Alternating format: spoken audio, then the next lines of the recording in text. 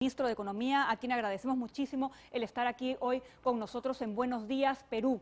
¿Qué va a pasar si es que a los bancos, a las financieras, a las cajas se las obliga a controlar sus tasas, a tener topes máximos y topes mínimos? Buenos días. Buenos días, Pamela, ¿cómo estás? Mira, la medida va a generar un serio problema de lo que se denomina exclusión financiera, no inclusión, ¿de acuerdo? Entonces yo creo que el Banco Central, la Superintendencia de Banca de Seguros, el Ministerio de Economía y Finanzas les ha dicho por activa y por pasiva al Congreso que esa no es la manera de atender una preocupación válida, que tú la acabas de señalar al inicio, ¿no? El hecho que hay muchos peruanos, empresarios, familias que están enfrentando problemas en el sistema financiero.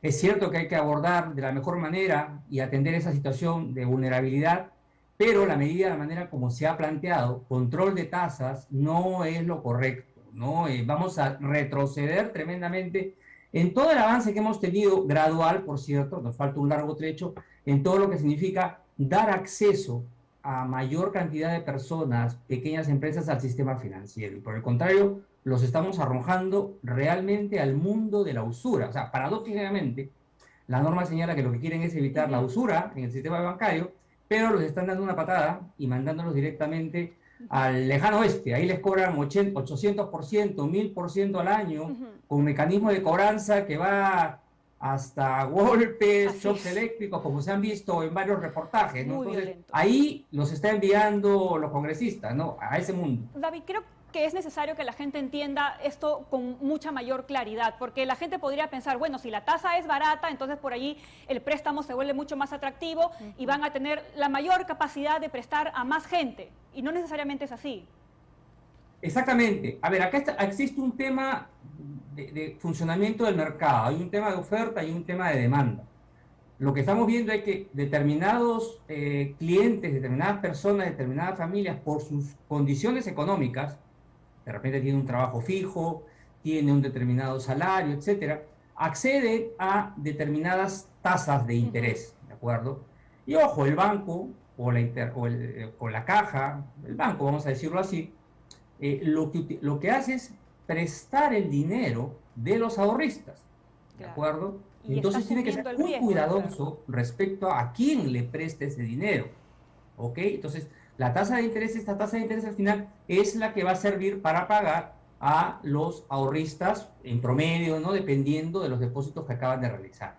Entonces, eso hace que de repente un trabajador independiente, una pequeña empresa que de repente no tiene flujos fijos, ¿no? A veces vende, a veces no. Entonces, dependiendo de sus características, pues el acceso a la tasa de interés es un poquito más alta, o en algunos casos más alta si estamos hablando, por ejemplo, de un crédito de consumo en la cual pues no se va, ni siquiera le piden boleta de pago ni nada, ¿no? Simplemente le dan a sola firma el préstamo, como realizan algunas casas comerciales, ¿no? Como parte de su forma de vender ropa, etcétera, ¿no? O algunos artefactos eléctricos. Ahora, entonces hay una variedad de tasas, ¿no? A la cual se enfrentan las personas y dependiendo a este concepto de riesgo, ¿no?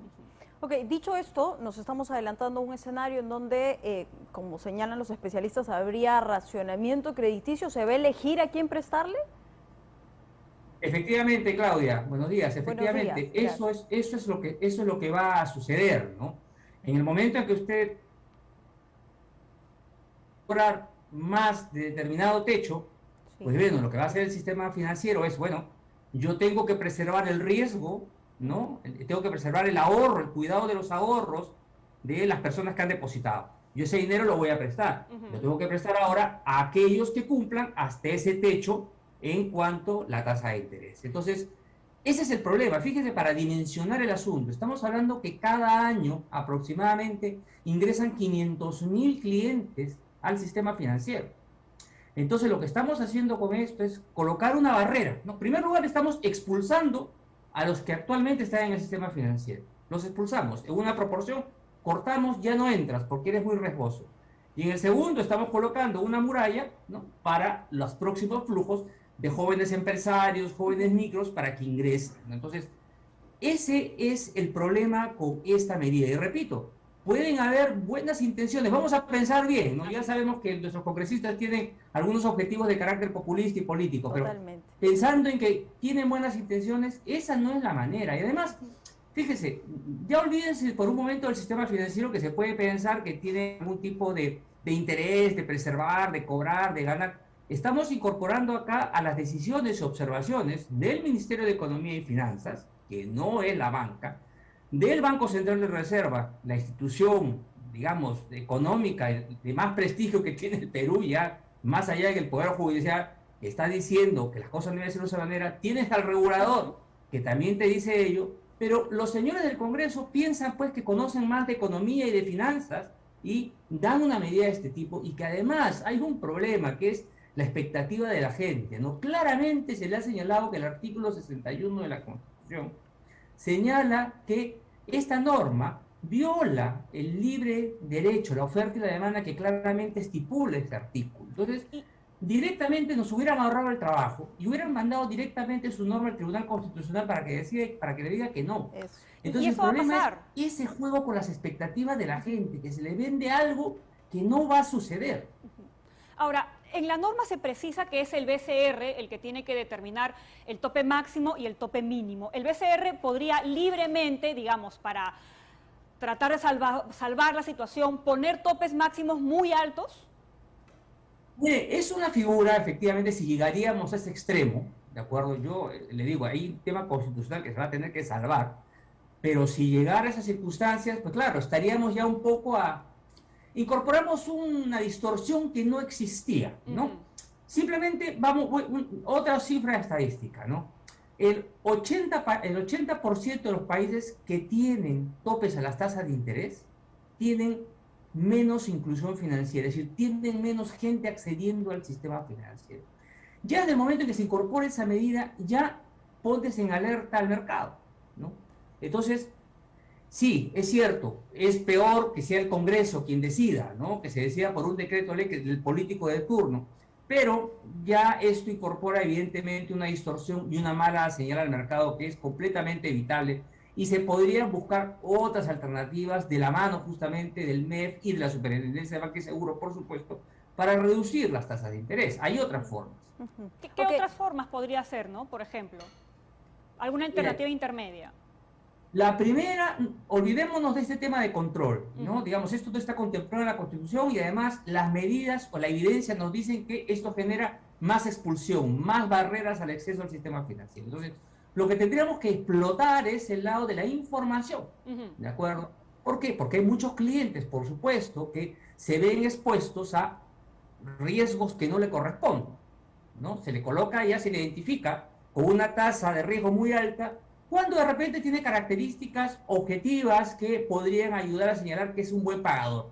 Por ejemplo, debería intentar utilizar con mucha más intensidad la información, por ejemplo, de cómo pagan sus facturas, cómo pagan otro tipo de, vamos a llamarlo así, compromisos, ¿no? Que se pueda demostrar fehacientemente y que señale, oye, esta persona, si bien es cierto, no tiene un récord crediticio grande porque es nuevo, porque recién está ingresando, pero demuestra que durante un año, 2 años ha sido un pagador estupendo de la cuota del colegio de sus hijos, de la electricidad, la luz, el teléfono. Otra forma también, se debería poner a disposición un conjunto de toda la información de productos existentes y comparativos, ¿no? Y que al momento de acceder a un crédito rápidamente uno le diga, miren, este banco le está ofreciendo la tasa X, pero mira, acá está la información pública completamente, que el banco está obligado a otorgar, señalando que hay una tasa, hay otro producto en otra banca, en otra financiera que te califique, se la puede dar y es más bajo que ello. Y uno puede negociar con el banco incentiva la competencia y lleva las tasas a la baja. Entonces, hay mucho que trabajar por ese lado, utilizar la parte digital. Hay evidencia en el mundo que también utilizando las plataformas digitales, permitiendo la mayor entrada a la fintech, no otros mecanismos de ahorro, crédito, también podrían ayudar a ello, y Perú tiene la capacidad para hacerlo. Sí, bien. Y esperar también recoger la capacidad técnica, David, precisamente frente a estos escenarios, porque como bien señalas, hay mucha expectativa de la gente frente a una situación que nos acompaña hace mucho. Agradecerte por estos minutos y además esperar cuál va a ser el camino que finalmente va a dilucidar esta ley. Mil gracias.